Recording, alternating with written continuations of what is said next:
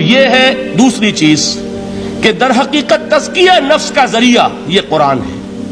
سینوں میں جو روگ ہیں، حب دنیا، حب مال، حب شہرت، حب اقتدار، جس کو کہ ایڈلر کہتا ہے دی ارج ٹو ڈومینیٹ، میرا غلبہ ہو، میرا تسلط ہو، میں نمایاں ہو جاؤں، میری حکومت بن جائے، اختیار میرے ہاتھ میں آ جائے، دی ارج ٹو ڈومینیٹ، یہ ساری ارجز ہیں ہماری در حقیقت جس سے فساد رونما ہے۔ یہ حب مال ہے جس کی وجہ سے ہمارے اندر تنافس ہے۔ الہاکم التکاثر حتی زرتم المقابر، یہ کثرت اور بہتات کی طلب تمہیں غافل کیے رکھتی ہے یہاں تک کہ قبروں تک جا پہنچتے ہو۔ آنکھ انسان کی کھل نہیں پاتی، جس کے پاس 10 نسلوں کے لیے کھانے کو موجود ہے، اس کی بھی حرص جو ہے اور مزید کا لالچ جو ہے وہ ختم نہیں ہوتا۔ یہ چیزیں ہیں اصل روگ، ان دلوں کے روگوں کا اور سینوں کے اندر کے ان امراض کا علاج قرآن ہے۔ یا ایھا الناس قد جاءتکم موعظۃ من ربکم وشفاء لما فی الصدور۔ اب جب یہ دو چیزیں ہو جائیں گی، اب تیسرا لفظ ہے ہدن۔ ہدایت بیکار ہے جب تک دل میں گداز نہ ہو، ہدایت بیکار ہے جب تک کہ نیت درست نہ ہو۔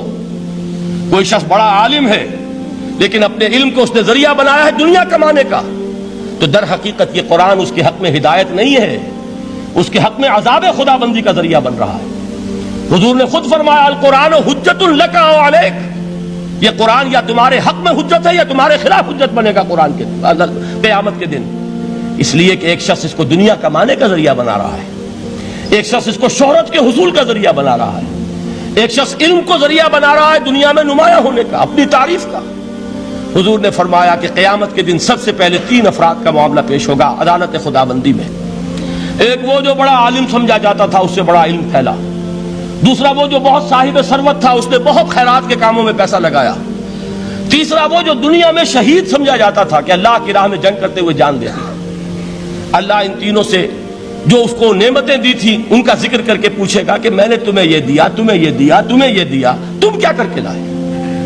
وہ شہید کہے گا کہ اللہ میں نے تیری راہ میں جنگ کی اور اپنی جان دے دی تاکہ تو راضی ہو جائے۔ اللہ فرمائے گا کذبتا، تو نے جھوٹ بولا، انک قد قاتلت لان یقال جریء، تو نے تو یہ جنگ اس لیے کی تھی کہ کہا جائے کہ بڑا جری ہے، بڑا بہادر ہے۔ یہ لوگوں سے بہادری کے تمغے لینا تمہارا مقصود تھا۔ وقد قیل، وہ کہا جا چکا ہے، اب یہاں تمہارے لیے کچھ نہیں۔ اور فرشتوں کو حکم ہوگا اور وہ اوندے منہ اس کو گھسیٹتے ہوئے جہنم میں جھونک دیں۔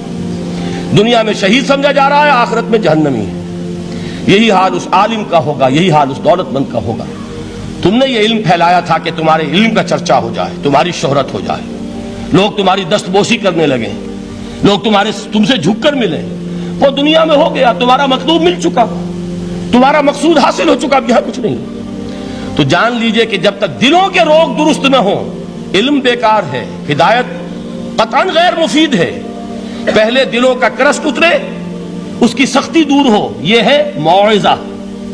دلوں کے اندر سے حب جاہ، حب دنیا، حب مال نکلے، یہ ہے تزکیہ، شفاء لما فی الصدور۔ اب ہدایت خدا بندی، اب راستہ آپ دیکھیں گے اور اس راستے پر چلیں گے۔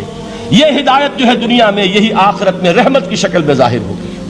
جنہوں نے اس قرآن کی ہدایت سے فائدہ اس دنیا میں اٹھایا، آخرت میں رحمت خدا بندی کی بدلیاں ان پر سایہ کریں گی۔ ایک حدیث میں تو باقاعدہ الفاظ آئے ہیں کہ سورہ بقرہ اور سورہ آل عمران یہ 2 بدلیوں کی صورت میں ظاہر ہوں گی میدان حشر میں، اور ان لوگوں پر سایہ کریں گی کہ جن کو ان سے بڑی محبت تھی۔ یہ 4 الفاظ نوٹ کر لیجئے اسی ترتیب کے ساتھ۔ یا ایھا الناس قد جاءتکم موعظۃ من ربکم وشفاء لما فی الصدور وہدی ورحمۃ للمؤمنین قل بفضل اللہ وبرحمتہ، اے نبی کہہ دیجئے یہ اللہ کا بڑا فضل ہے، لوگوں سمجھو، اس کی بڑی رحمت کا ظہور ہوا ہے اس قرآن کی شکل میں۔ اس کی رحمت کا مظہر عدم قرآن ہے، اس کے فضل کا سب سے بڑا ثبوت قرآن ہے۔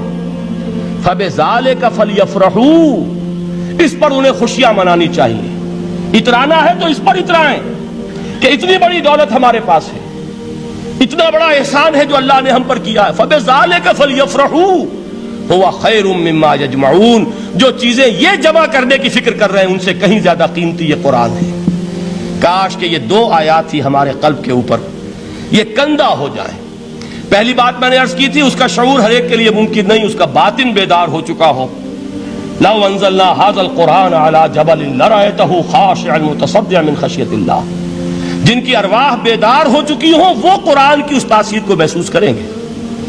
لیکن یہ دوسری چیز ہے کہ جو ہمارے لیے پریگمیٹک پہلو سے، عملی اعتبار سے، افادے کے اعتبار سے یہ چار الفاظ اور رحمت اور فضل خدابندی کا سب سے بڑا مظہر، اور خوشیاں مناؤ کہ اللہ کی یہ نعمت تمہارے پاس موجود ہے۔